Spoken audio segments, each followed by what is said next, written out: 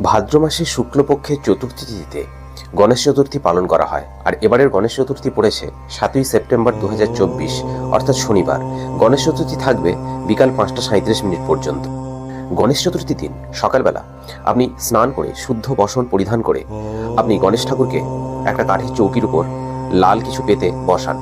তারপর আপনি গণেশ ঠাকুরকে স্নান করাবেন। স্নান করানোর পর আপনি পূর্ব দিকে বা উত্তর দিকে মুখ করে বসে গণেশ ঠাকুরের পূজা শুরু করবেন। গণেশ ঠাকুরের পূজায় আপনি এরপর ধূপ, নৈবেদ্য, ফল, মিষ্টান্ন এগুলো নিবেদন করবেন এবং সবথেকে গুরুত্বপূর্ণ যেটা, সেটা 21টা দুর্বা ঘাস গণেশদেবকে অর্পণ করুন।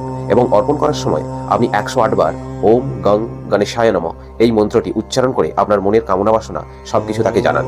মনে করে রাখবেন যে গণেশ ঠাকুরকে কখনোই তুলসী পাতা নিবেদন করবেন না। আগামীকাল সকাল 9টা 5 থেকে 10টা 35 পর্যন্ত রাহুকাল, এই সময়ের মধ্যে আপনি গণেশ পূজা করবেন না। কোনো পূজার ফল আপনি পাবেন